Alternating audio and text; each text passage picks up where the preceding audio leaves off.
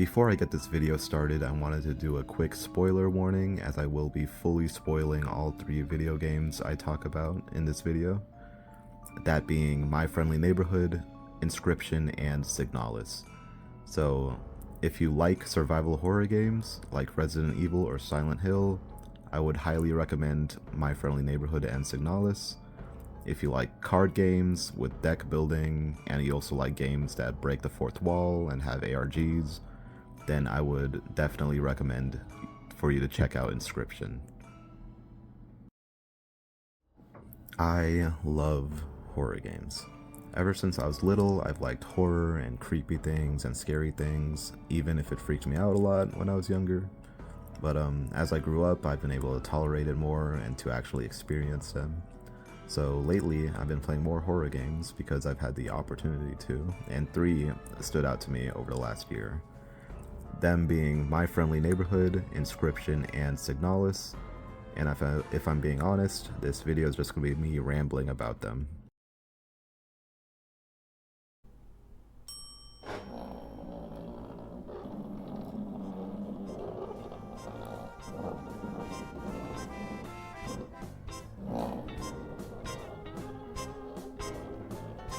Raise the curtain, bring up the lights. The neighborhood is coming to town. 5, 6, 7, 8. Take some time, you know you should see what's happening in the neighborhood. All your friends are here to learn and play. Down, you know the way. Come on and learn with us today. It's always so funny fun.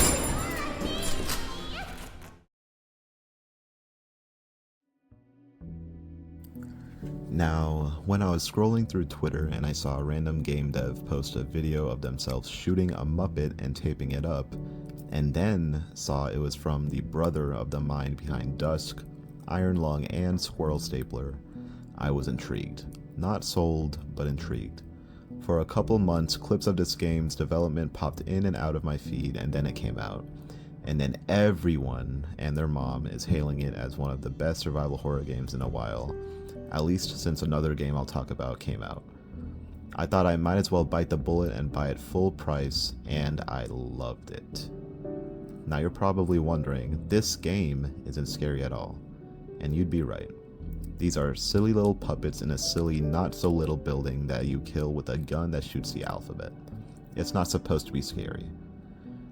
This game is all about the gameplay. Rather than having scary monsters and an unsettling atmosphere, MFN creates tension through its resource management. Throughout the game, you'll find these little tokens reminiscent of those from arcades.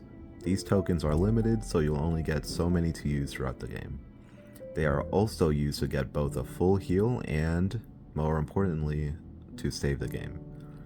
Now obviously this adds tension in its own right, because you have to not only play smart to reduce the damage that you get, but also plan around having enough tokens to save your progress. It makes you want to do things efficiently when in combat, and I think that's a really good design decision to have. As per usual with most survival horror games, both the ammo and the healing items are limited, so you have to use them smartly. While you can spend tokens on a full heal, you cannot do the same thing for ammo. Fortunately, the first weapon you get in the game is an infinite use wrench, which you can fall back on. Of course, this gives a higher risk of getting hit.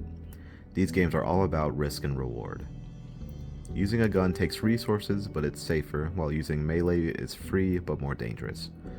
For weapons, you're given a pistol that shoots letters, a shotgun that shoots paragraphs, and a grenade that explodes with punctuations, which is useful for clearing rooms of enemies. There's also a secret weapon, which is basically a minigun which you can write a novel with. It's important to be smart with which enemies you shoot and whatnot, as to conserve resources, but especially when and where, because enemies will revive themselves immediately if you leave the room and come back. Now obviously, if you keep shooting them down each time you come in, you'll be out of ammo really quickly, so sometimes you'll just have to outmaneuver them to conserve on ammo. However, this is where another limited resource comes into play, the duct tape. When you down an enemy, you can choose to tape them up as to stop them from getting up for the rest of the game. I liked using it in areas that had a lot of puppets, like in the first stage, or in areas that I will be visiting a lot, such as hallways or puzzle locations. It adds another resource to manage on top of everything else, making your inventory a puzzle in itself. Speaking of the inventory, I really like how it is implemented in this game. Inventory is limited to a certain amount of slots with each item in the game, except notes and writing, going here and taking up slots. On top of weapons, ammo, healing items, tokens, duct tape, you will also have to fit in any puzzle items and keys that you need in this inventory. It isn't too bad. I realize that there's a comfortable solution after a while, but it still stops you from hoarding every resource and still makes you think on what you need to carry when you are out and about. Thankfully, you do have up to 2 storage bins in saving areas where you can stockpile items that you can use later. I find that this creates a tight gameplay loop that involves a lot of decision making, especially when combined with the puzzles and deciding what to carry. The lack of scariness honestly makes it a really good choice for getting people into horror games, especially children. It is certainly a higher quality than any other child-marketed games on the internet right now. However, that is to say that there is some moments that did get me.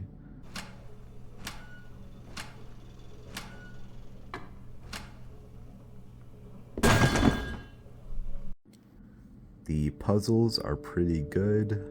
I never found myself struggling with any from what I remember, and solving the optional stuff was pretty damn satisfying.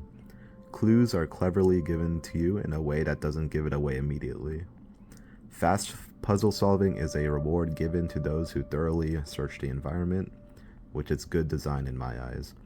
A lot of them can be solved with context clues and no reading is really necessary. It also is essentially finding keys, but that's fine, that's how most survival horror games are.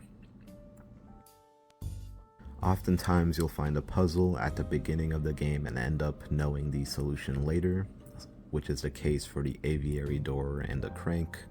The aviary door needs 2 half circles to open, and one you find immediately in the lobby of the hotel, and hopefully you slot it in the door. And then you play for about 6 hours and find a similar half circle, and then that light bulb goes off in your brain and you know exactly where it goes. MFN is filled with moments like these, which I really enjoyed. One thing that I really enjoyed about MFN is the story and the message it had with it.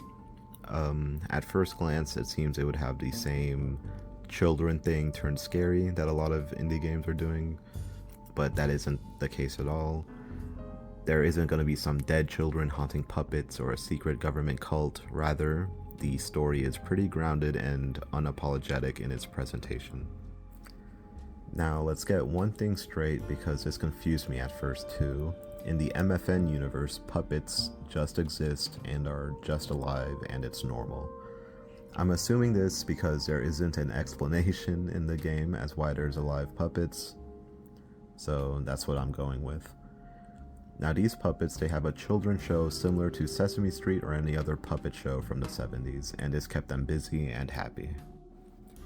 Now over time, due to some issues, the show went out of business and the puppets were essentially abandoned by the crew of the show, and are left to their own devices. As they fiddle around trying to entertain themselves, they end up finding a TV showing the news at the time, which was covering a war that seemed to be a parody of the Cold War. As the puppets watch the news, they see how dreary and depressing the world is outside, and they grew more bitter and deranged because of it, eventually becoming what you see in the game. Now enters your player character, Gordon, who has to shut down the antenna that started broadcasting the show that the puppets were on. As you progress through the game, you'll realize that there's some puzzles that are optional, and when you complete them, you'll pacify the main aggressive puppet in that area. Things like a big bird or a giant green monster that eats everything. Afterwards, you'll notice that you'll get an achievement saying you helped so-and-so. Help? Why would I want to help these guys? They've been trying to kill me the entire time. The truth of the matter is that these puppets aren't really monsters, but rather misunderstood and mistreated by the crew. Years of isolation and cruel media has made them desperate for any and all human interaction, as that's what gives them purpose, and with the sight of you, they can't help themselves and lunge at you in excitement. All they wanted to do is help and teach, and that was robbed of them until you came. The best ending that you can get for this game is by helping each of the 5 or so puppets in each area, and then agreeing to help put the show back on. That's the whole reason the antenna was on in the first place. It was the puppets trying to help everyone be nice again, after seeing all the cruel war footage on the news. I think with the deeper analysis, it's a great portrayal of the loss of innocence that most people experience growing up and being exposed to how harsh the world can be. And I think placing an emphasis on being kind just for the sake of being kind is a message that should be broadcasted. After all, wouldn't you want a friendly neighbor?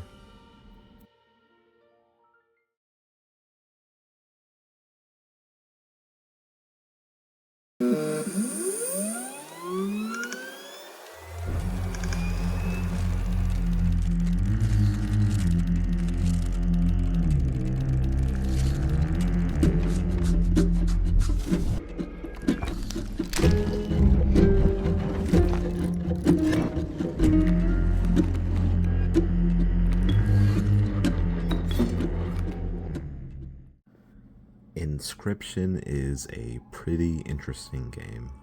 I kept hearing word about it and seeing it pop up in my recommendations on Steam, and a couple of my friends said it was pretty good. I looked at the Steam page and thought the vibe of it was pretty cool, kinda eerie and dirty, just how I like it. But I saw it was a card game, and somehow that was the only tag that I saw. I thought to myself, would I even like a card game? It sat on my wish list for months before I purchased it when it was on sale, and then it sat in my library for even longer. Eventually, when I was bored, I gave it a shot, and little did I know that I could really enjoy a card game. So you start up the game and immediately it starts messing with you because there isn't a new game button. Okay.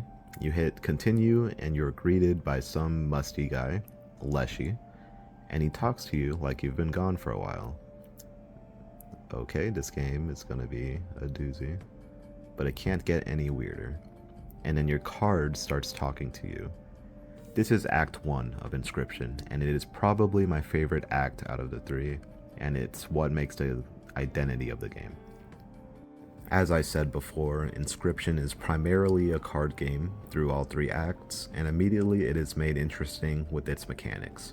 In Leshy's game, the main shtick is that most cards need a sacrifice to be placed, be it from you choosing which played card you had for blood, or spending the bones of your fallen cards. The main goal is to tip the scale in your favor. Essentially, you must have 6 more points than your opponent. To get a point, you must damage the opponent, which will happen if no card blocks your card's damage. After a fight, you'll be taken to a map screen where you can choose your path and eventually fight a boss. Now that doesn't sound too bad, but that's because I left out the items and totems and sigils and random events and synergies that you can get. The game can get pretty complex, but it doesn't leave you behind. And once you know everything, you'll feel like a master. I absolutely adored the gameplay of the first act, and it's amazing that just one card mechanics can do so much because you can get up from the table. And this is the second half of what makes Act 1 so good. When you're not playing cards with your chum, you're doing an escape room to try and figure out how to defeat Leshy. The roguelike nature of the first act allows you to die repeatedly, but any progress you made in the room puzzles and in unlocking new gameplay mechanics are kept in between runs. This allows for a satisfying progression as you slowly grow stronger and discover secrets in the cabin until ultimately you defeat Leshy. The power you can get in the first act is insane. In some runs, I was able to make infinite sacrifices and wipe the board cheese Leshy with a stinky card, and kill him with fucking Goku. Anyways, after defeating Leshy, you finally figure out what the mysterious light behind the door was. It's the new game button.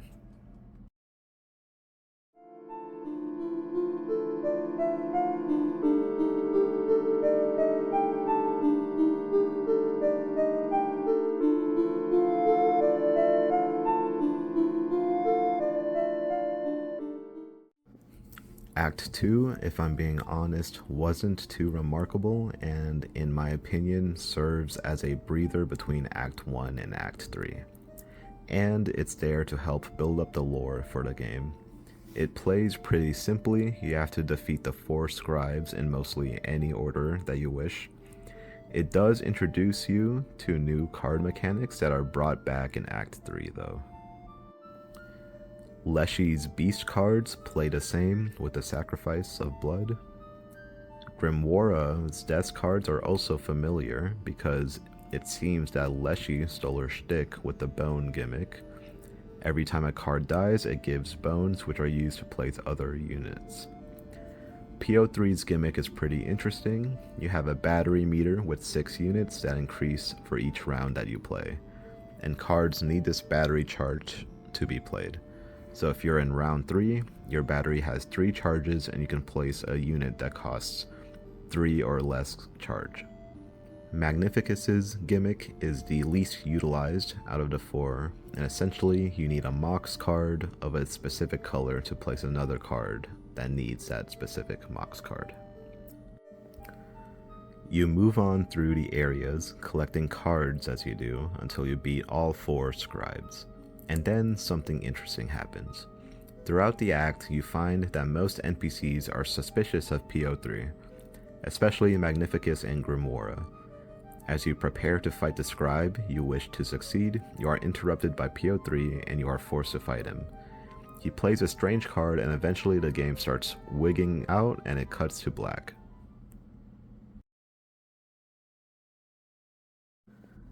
You wake up in a dark room and you try to get up, but you can't. You look up as something lights up the room, and it's PO3 in Ultra Max graphics. Welcome to Act 3. Act 3 combines both previous acts into one cohesive finale while still introducing some new concepts to keep the game fresh, like being able to put a sigil of your choosing on a card, or being able to customize your newly introduced vessel cards, which are basically squirrel cards that I use to buy more time for my battery to charge. As mentioned before, the main shtick of this act is going to be the battery and the Mox cards. These 2 new systems and an extra lane allows Act 3's card game to play uniquely from the other 2 acts. As for the world map, it is similar to Act 2's while having events like in Act 1, most notably fights and waypoints. Act 3 plays more linearly than Act 1, essentially being a straight path, while being able to choose which boss you want to fight first, like in Act 2. Also, eventually, you'll be able to leave your table just like in Act 1 to solve escape room-like puzzles. Eventually, after fighting the 4 bosses and literally giving PO3 access to your computer, you'll fight PO3 and defeat him, with the help of the other scribes. One thing I've neglected to talk about so far is the story of Inscryption, and that is because it is convoluted as hell. Though that doesn't make it any less interesting. The honest truth is that a lot of the story is going to be in a ARG that people have to go out of their way to find, at least for the intricate details and questions one would have. The story follows Luke Carter, who found the location of a video game named, you guessed it, Inscryption. Now throughout the game and the ARG, you find out that this game holds something called the Old Data, which we know nothing about. But it can be assumed that this is what's causing the game to act strange and to give NPCs life. This old data is something that an organization wants, which then leads to Luke being harassed by these people. Luke kept digging deeper, and this leads to him being shot in the head. Well, with that aside, we can talk about what goes on in the game with all the characters gaining sentience. PO3, within seconds of gaining sentience, decides to take over the world, but was stopped by the other scribes, with Leshy being put in charge of the game. Now Leshy, as you probably guessed right now, really likes the game. So he decides to imprison the other scribes as cards as well, so he can play forever. It is at this point where Luke, or you, if you want to see it that way, starts or continues the game. After defeating Leshy, you restart the game, freeing the scribes and once again allowing PO3 to take over, resulting in Act 3, where he sets his plan in motion. At the end of the game, it was revealed that the 4 bosses you fought in Act 3 all helped him to make and upload a game to Steam. What? Was I playing PO3's stupid game all this time? Thankfully, that's confirmed a no after you meet the other 3 scribes in HD, and Leshy rips off PO3's head, and Grimora decides to delete the entire game to end the cycle. Slowly, the world starts dissipating around you, and each of the scribes requests one final game from you. Grimora meets you in a creepy room and pulls out a chessboard for her game, as she thinks of a happier future. You two play in silence as you watch the deletion meter grow higher and higher. The rules you are intimately familiar with come back, letting you play her in a fair game. Alas, every game has a winner, and right before she's deleted forever, she expresses to you that she hoped she had more time to play, and shakes your hand.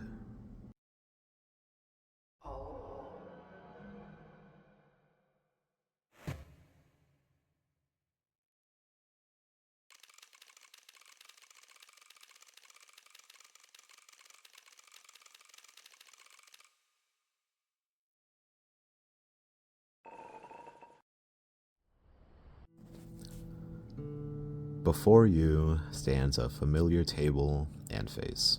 You are back in the cabin you spent the entire first act of the game trying to escape, to play a final game with Leshy. He gives you the deck you had previously, as it was a good deck according to him. He never spoke so warmly before. You two continue to play until there's a winner, but the scale gets deleted. No matter, it wasn't about winning to Leshy. It was about the fun had and the time spent with one another. You two continue. Leshy says he was elated to play again when you started the game for the first time. It's strange, isn't it? I spent this whole time hating this man who trapped me in his cabin, and here I am playing him as if he's my friend. The melancholic music plays as you two continue your game. The bell gets deleted, shortly before everything else on the table.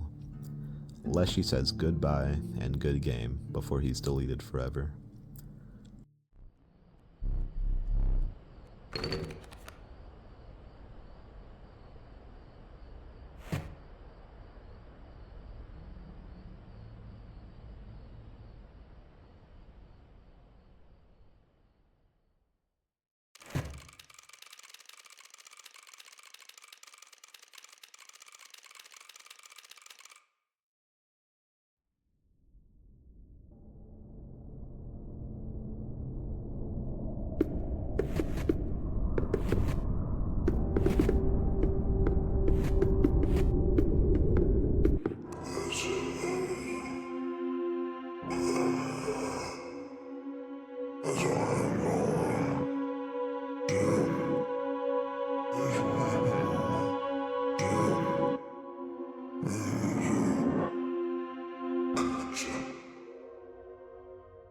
What's a game without an epic final fight? Magnificus tries to do that for you in his game, bringing back the Mox card set. Blow after blow, you two fight, but the deletion bar gets ever closer to the end. The world starts breaking around you, and before long, nothing is playable anymore. Magnificus is deleted before he can shake your hand, and you find the wood carver in the endless void, who tells you that all is left is the old data.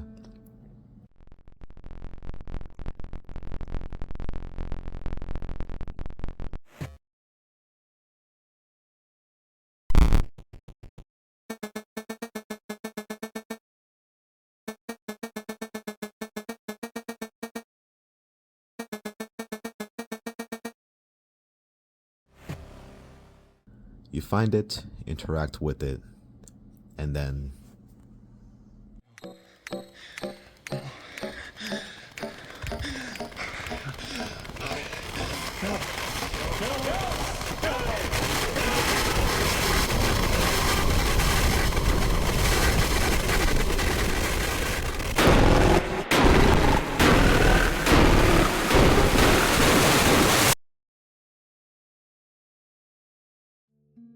Inscryption is a very complex game in all aspects, quite honestly.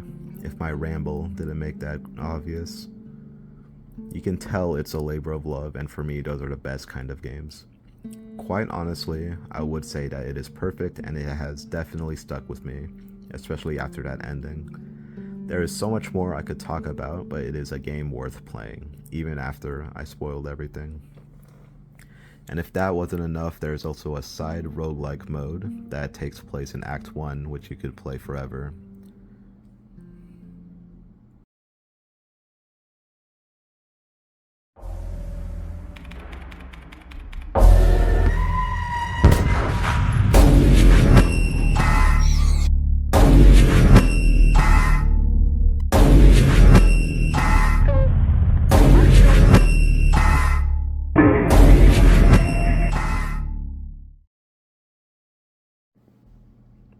Just like My Friendly Neighborhood, I've heard of Signalis all around the internet before a friend of mine played it. People raved about it as a rebirth of survival horror and something that fans of it should be for sure to check out. I tossed it onto my wishlist just to keep it on my mind and bought it after I played My Friendly Neighborhood, and man, to say all those reviews were right is a understatement. Signalis is a refined and polished survival horror that did not disappoint. Out of all the games in this video, I feel like Signalis is definitely the scariest, mostly due to its atmosphere. It is dark and gritty and gross and does its part to be oppressive to the player. The facility you move through almost feels alive, and at some points it quite literally is alive. The mix of 3D and pixelated art style greatly benefits the horror of the game, as your brain tries to piece together what exactly it's looking at, especially with the enemies. There were a couple moments where I got jump scared by an enemy yelling at me as they saw me before I could see them. This dark atmosphere, coupled with the anime-like character designs, create a unique visual identity that lets Signalis stand out from other games, which I think is super important. The audio design is also done really well, with fantastic music that plays at the right moments, and nice crunchy sounds for the weapons and enemies.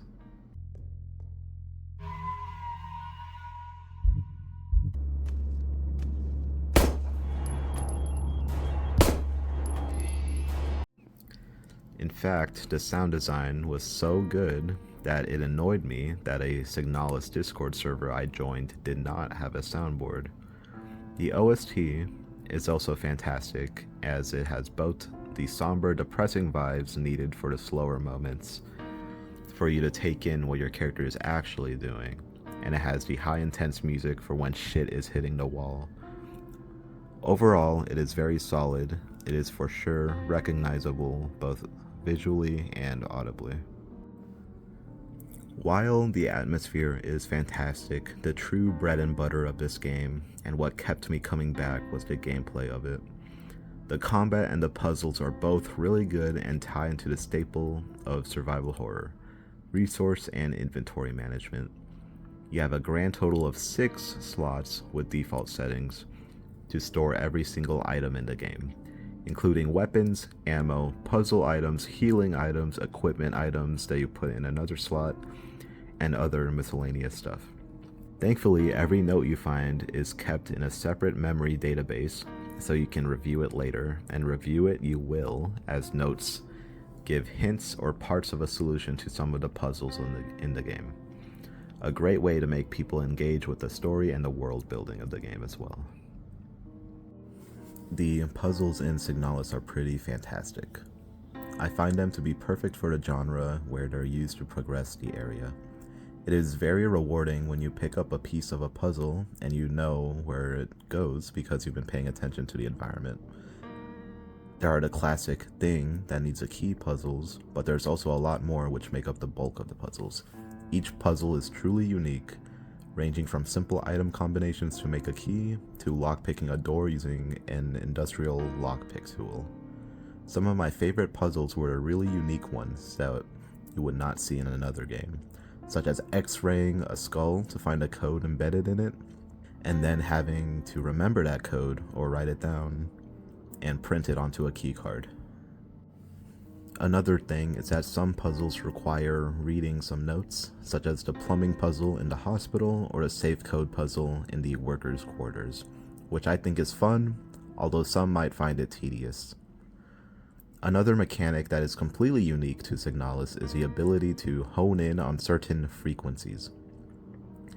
This is used a handful of times throughout the game, and I think it's really cool. You can activate the detector and change the frequency till you start getting data, typically a code, which you then use in a puzzle somewhere. It's a pretty neat mechanic, though I wish it was used a little more, like maybe for some secret safes that have resources or something. All in all, the puzzles make up the first gameplay pillar of Signalis, with the other being combat. For what it's worth, combat isn't too high of a priority in a survival horror, in my opinion. As long as you can kill things and it feels somewhat good, you're golden, and Signalis does just that. You have a variety of weapons to choose from, most of them being guns. You start off with a pistol, a reliable all-rounder type weapon they can fall back on. As you move further throughout the game, you get other guns that fill other roles. A shotgun and a revolver to do chunky damage, an SMG to do constant damage, and a flare gun that can permanently put down an enemy forever, which I will elaborate on soon. Or you can equip the flare gun with grenades to turn it into an AoE weapon. That is, of course, if you remember to read the description of the grenades where it says you can use it with the flare gun and not wait around saving them for when you get a hypothetical grenade launcher, which is what I did. There is also a rifle you can obtain, which I assume is pretty good because it is possible to miss it if you don't do a neat little side puzzle, which is also exactly what I did. You can also equip a disposable stun rod in your equipment slot, which I really liked, as it would be handy for disposing of multiple enemies at once. As per most survival horror games, you have to balance what you can carry in your inventory, including all the ammo types for the weapons, so typically I would carry 2 or even just 1 weapon and cycle between them depending on what ammo I have. As for healing items, there are repair patches and healing sprays that can be used to heal yourself out in the field and can be combined to make a more potent healing item. There are also adrenaline sticks that can be used and equipped that can heal you up to full if you're in a pinch. Basic stuff, but it does the job pretty well. The enemies are pretty cool as well. They are corrupted replicants, just like you. They serve as a puzzle in themselves, with you deciding if you want to sneak by or spend the resources you scavenged fighting them. They're the main source of horror found in the game, as they let out a shrill scream when they see you as industrial music starts to kick in.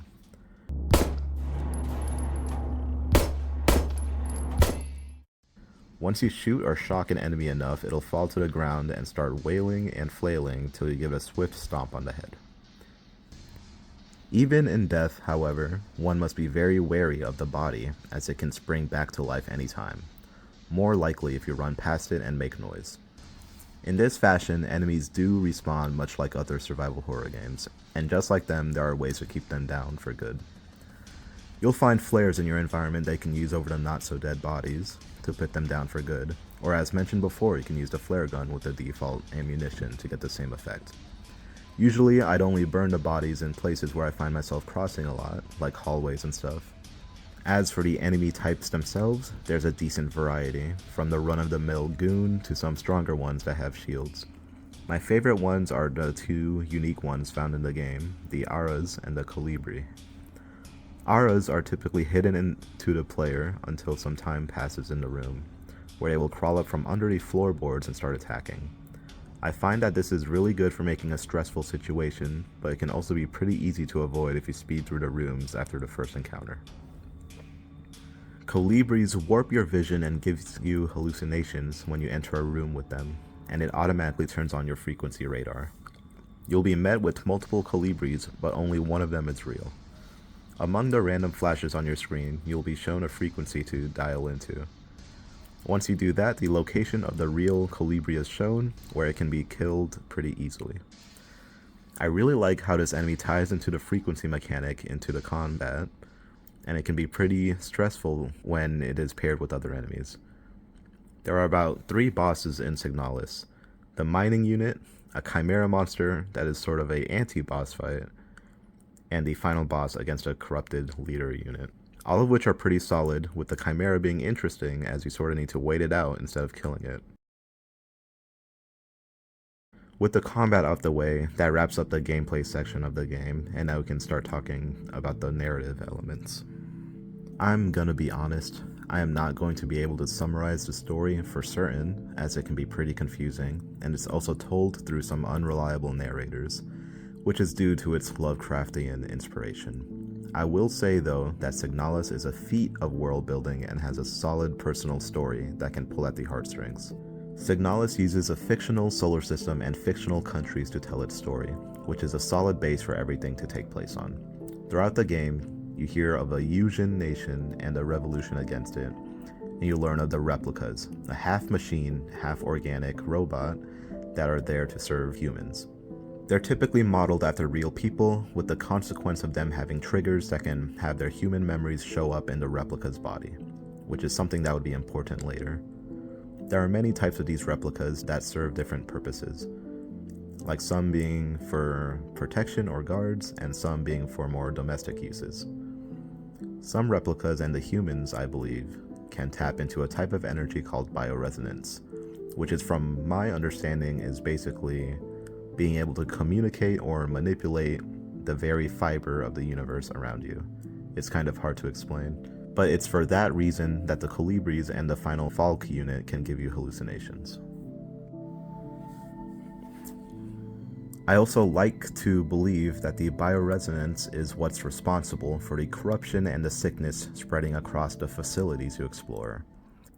The heart of the story lies with the character you play as, Elster. The player takes control of Elster, an Elster unit, LSTR, that was assigned to the Penrose space shuttle on a mission to discover a planet for resources. The game starts with the Penrose landed on Leng, a moon that houses a mining facility for the Empire. You find a picture of a woman and you find a cryo chamber that houses nobody. After that, Elster exits the ship and passes through a gateway, where you are then given a cutscene.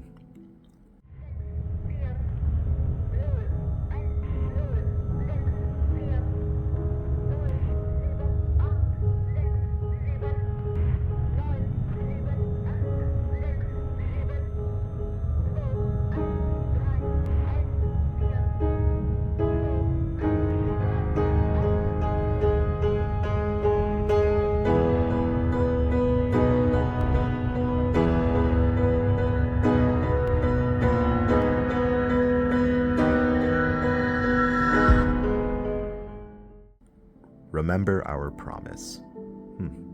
Alright. You find yourself in the main facility where most of the game takes place. And now, the photo you have shows a different woman.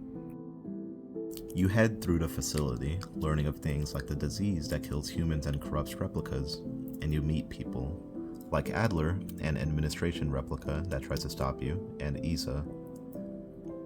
Eventually, you'll find that the person you are trying to find is your lover, Ariane.